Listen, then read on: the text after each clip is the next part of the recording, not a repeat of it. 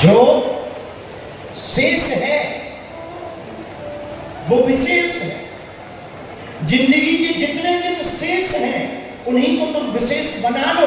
जो गुजर गए वो लौट कर आने वाले नहीं। बीती टाइम साथ, अब बीती को कौन ध्यान दे, अब बीती पर कौन जिए, अब बीती को याद करके तुम कर भी क्या लोगे और सुधार भी क्या लोगे। जो बीत गया उसे बदल कौन सकता, जो बीत चुका उसे वापस ला कौन सकता, जो घटना घट चुकी उसको संभाल कौन सकता। तुम इस टेंशन में मत रहो कि तुमसे इतनी भूलें हो गई, तुमसे भजन के बिना जिंदगी गुजर गई, तुम्हारे दिन गुजर गए। मेरे पागलो, ये टेंशन ही छोड़ दो। अब जो शेष बचा है इस जिंदगी को विशेष बनाओ। शेष बचे हुए जीवन को सदगुरु के चरणों में गुजारो, गुरुदेव की छत्र छाया में गुजारो। जो आपका काल बचा उसे गुरुदेव माता पिता की छत्र छाया में गुजारो। और मेरे पागलो, जो माता पिता गुरुदेव की छत्र छाया में जिंदगी गुजारता है ना, उसकी जिंदगी जीते जी स्वर्ग हो जाती है।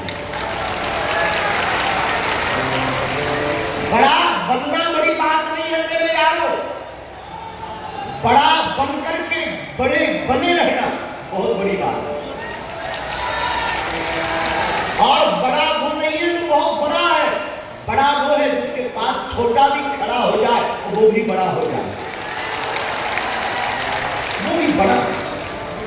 वरना किस बात का बड़ा। और मेरे पागलो, तुम्हारी जिंदगी में जो बीत गया बीती टाइम साथ, अब जो बचा उसे शेष को बहुत विशिष्ट बना। और याद रखना, तुम धन संपत्ति कमा करके, यौवन संपन्नता पा करके, यश कीर्ति दौलत शोहरत के चक्कर में बहुत बड़े बड़े बंगले बना सकते हो, बहुत महंगे महंगे कमरे खरीद सकते हो, बहुत महंगे महंगे बिस्तर ले सकते हो, नींद नहीं खरीद सकते। आप करोड़पति अरबपति बनने के बाद पकवान खरीद सकते हो, व्यंजन डिश अनेक प्रकार की, चाउमीन, सटके, पिज्जा, डोसा खूब खरीद लो, लेकिन साथ याद रखना भूख नहीं खरीद सकते। मेरे यार, मैं तुमसे प्रार्थना आज की कथा में ये करना चाहता हूं कि भले ही 2 पैसा जेब में न रहे पर मौज बरकरार रहनी चाहिए। मुस्कुराहट चेहरे पर रहना चाहिए। अमीर होने के बाद जरूरी नहीं तुम्हारी जिंदगी में खुशियां आएंगी। और मेरे यारों, मैंने तो बहुत नजदीक से देखा है, अक्सर अमीरों के घर में सूनापन मचा रहता है और गरीबों की झोपड़ी में रौनक छाई रहती है। बेचारे रोते हैं अमीर। हम किसी समय में सन 2017 के लगभग मुंबई पहली बार गए और बंबई महानगर बड़े बड़े अमीर लोग मिलने आए कि कोई बाबा आया है बागेश्वर वाला। तो जिन सज्जन के घर पर रुके उन्होंने हमारा परिचय कराया लोगों से, और परिचय बड़ा अद्भुत कराया। बोले, गुरुदेव ये जो सामने बैठे ये 5000 करोड़ के आदमी। उनका बहुत अच्छी बात। दूसरे ने कहा ये 25,000 करोड़ के आदमी। उनका बहुत अद्भुत बात। तीसरे का परिचय तो अद्भुत हो गया। बोले ये 50 करोड़ के इंडस्ट्री वाले मालिक हैं। हमने कहा कि अकेले में बात करोगे कि सबके संग? बोले अकेले में बात करेंगे, और जब कमरा बंद हुआ तो लुगाई से बुने हुए।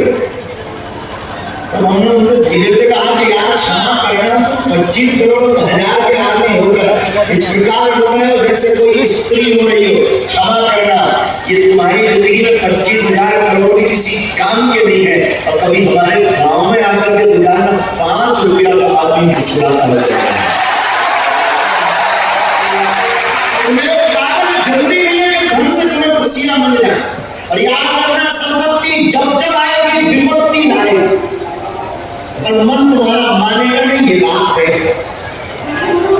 फिर भी अति तुम जयलक्ष्मी माता इसी की लगाओ। इसलिए मेरे पागल, मैं तुम तुमसे यही प्रार्थना आज की कथा में पूरी बताया हूं कि जो तुम्हारे पास है उसी में मौज रहना सीखो और सदगुरु की छत्र छाया में जीना सीखो।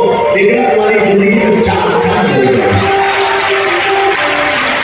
किसी गांव में एक साधु रहता था, बड़ा पक्का महात्मा, और वो गांव में रहता था, गांव में पक्का महात्मा।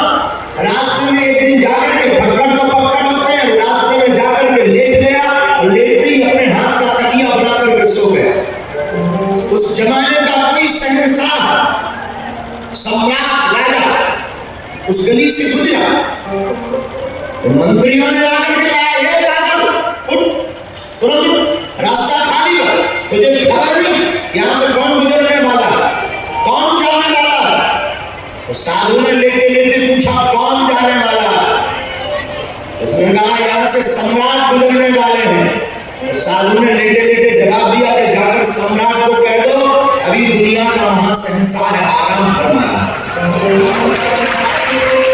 मंत्री का दिमाग खराब हो गया, कपड़े ठीक है नहीं, फटी हुई धोती पहने, तकिया की जगह हाथ लगाए हुए, बीच रास्ते में जमीन पर लेटा और दुनिया को महाशहंशाह बोलने वाले, तुझे शर्म नहीं आती अपने मन से? महात्मा बोला, तुझे शर्म नहीं आती 2 कौड़ी के सम्राट के लिए मुझे उठाने पर? तो मंत्री का दिमाग खराब हो गया।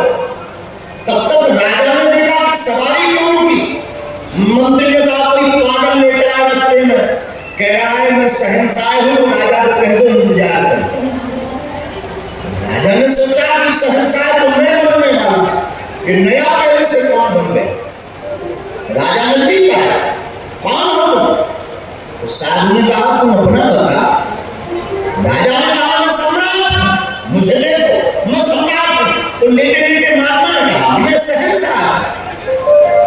राजा ने कहा, ऐसे भी कोई शहंशाह थोड़ी होता है, शहंशाह बनने के लिए युद्ध जीते जाते हैं। महात्मा बोले, ये बात छोड़ो, ये बताओ तुम जा रहे हो? राजा ने कहा, मैं अमुक देश के ऊपर युद्ध करने के लिए जा रहा हूं, चढ़ाई कर। साधु ने कहा, फिर क्या करो? बोले, उस देश को मैं जीतूं। फिर क्या करोगे? बोले, पूरी दुनिया पर मेरा राज्य कायम होगा।